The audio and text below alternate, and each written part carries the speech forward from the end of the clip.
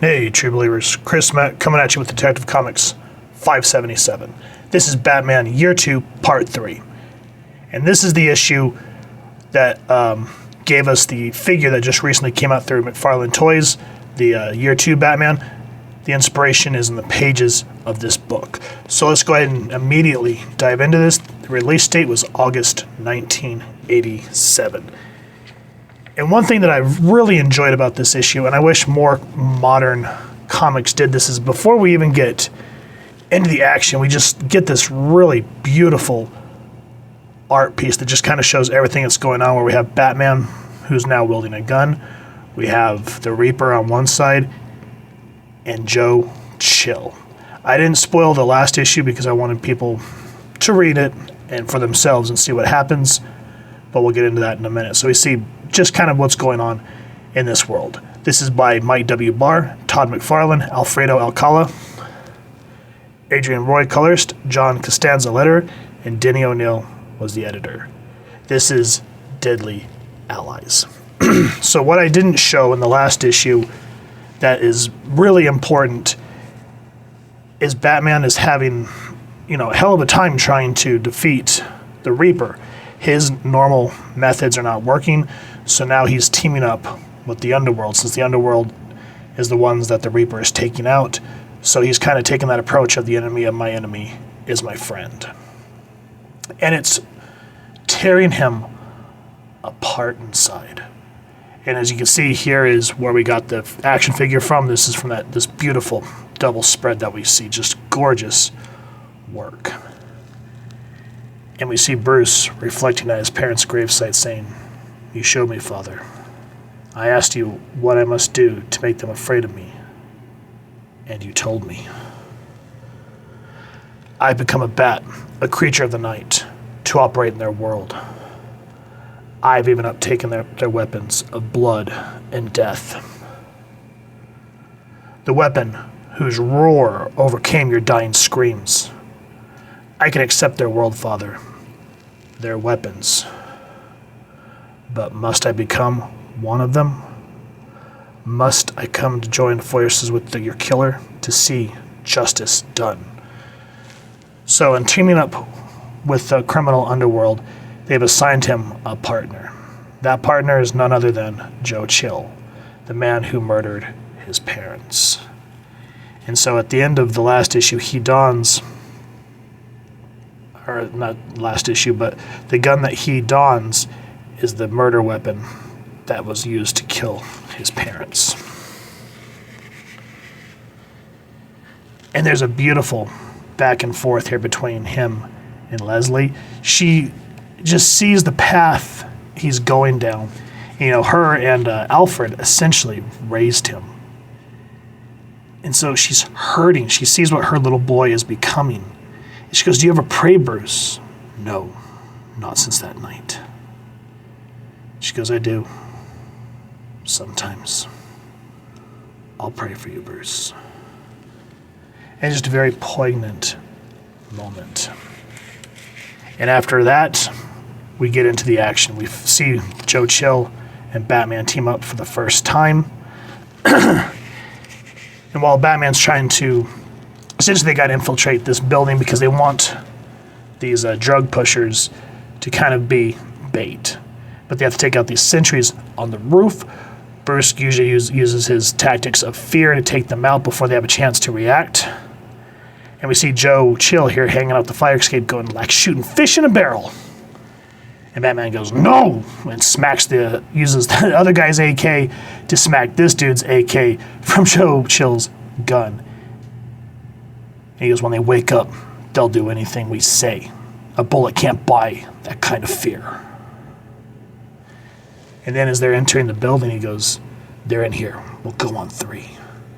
For a man who doesn't like guns, you sure pack a cannon. I used to carry a piece like that." And Bruce is just like, "Is that right?" And just look at the way the absence of features and the focus on his face as he's just gnashing his teeth that he wants to kill this man that life has just tragically teamed him up with, and he just having a hard time with it. So anyway, I'm going to skip some pages. So they get their bait. And as we're back, the mobsters are asking if Batman's going to play ball. He's like, I can trust him. He goes, he's soft, though. I've seen him work. He's soft inside, where it counts. So they're saying use him to take out the Reaper and then dispose of the Batman. And that's all this panel here is setting up. This is important. We'll put a pin in it. Now, after all this tragedy, we come back to the Caspians and the relationship that Bruce is trying to groom with Rachel. She was initially going to go into the nunnery. And this is only probably one thing with this story that drives me nuts is her father, Judson, says, so you're the one that coaxed my Rachel out of the covenant. And she's like, I've taken my final vows. There's still time to change my mind. And you're just like, wait a minute. I read the first 2 issues and I don't remember any type of talk. Because I wish that they would have expounded more into this. Like, I wouldn't mind it if year 2 went a little bit longer in Detective Comics, just to see the relationship build up like they did with, I don't remember what her name was in the Mask of the Phantasm. But here, when the moments happen and how Bruce talks, it's impactful because Judson's talking about, I'll be frank with you, Wayne. Your reputation precedes you. My Rachel's very much been hurt by life, and I never want to see her hurt again. He's like, I've been through pain in my life as well, and I'm trying to put that behind me. I think that may be the supreme capacity of the human soul, to put pain behind it, to begin anew. I love Rachel, Mr. Caspian. I would never do anything to hurt her.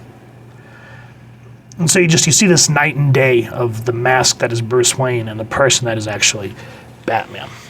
And what I like is Leslie actually says, just think, Bruce, perhaps prayer can be the answer after all. But after all these moments, again, spoiler if you haven't seen other reviews or read this book, Judson Caspian is the Reaper.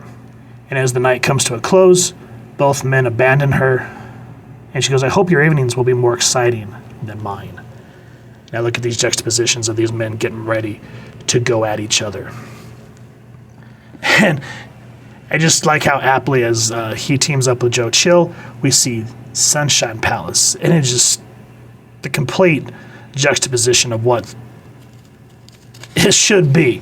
I just love all these little pokes at society. It just makes for a better story. So now again, the mob have found a way to try to coax the Reaper out of hiding. The GCPD catches on as well. So you can kind of see how the mob and the police, in a way, operate on the same level in terms of thoughts. And so everybody here, it all kind of starts to become a boiling point. Gordon is hesitant to arrest Batman because he thinks that he's gone essentially to the dark side. And before you have a chance to even think any more of it, just the violence that ensues. Oh my goodness, it is one rough read right here. Like, this would have been a great movie to see, just seeing the Reaper slash through all these drug pushers. And Bruce even tries to save Gordon. He goes, Gordon, down. And all he can say, because he's hurt, is he goes, you're under arrest. But before more of that could be said,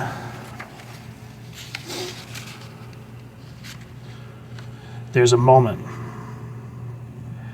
Batman hesitates about wanting to save Joe Chill. And it's a very poignant way to kind of close on the book. I don't want to go any more into it. I want y'all to read this book, especially the ending dialogue of what Bruce has planned for Joe Chill. If y'all remember when I said let's put a pin in it when they were talking about the mob saying kill Batman once they're done with the Reaper, and then I said that the GCPD and the mob operate kind of in the same mindset, Batman kind of has that same thing going on. So with that said, guys, Detective Comics 577, absolute masterpiece. Just that panel that inspired the year 2 Batman alone, that is the way you open a comic book. Just the inside, the inward reflection of what he's becoming, what he doesn't want to become. And McFarlane was an excellent choice to choose for this book because he knows how to highlight that gruesomeness, the grittiness that no one likes in life, and just uses the comics as a catharsis. So I highly, highly recommend that you guys pick up this series. We will be going over issue 4 soon. If you've enjoyed what you've seen, please first and foremost support your local comic shop and see if they have this in stock.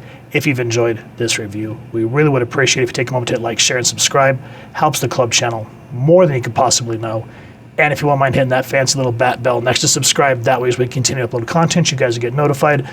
Love hearing your thoughts and feedback down in the comments below or on our social media pages, which I'll make sure to leave the links down in the description. So with all that said, thank you so much for stopping by. Hope you all continue to have an absolutely amazing day reading, and happy hunting, true believers.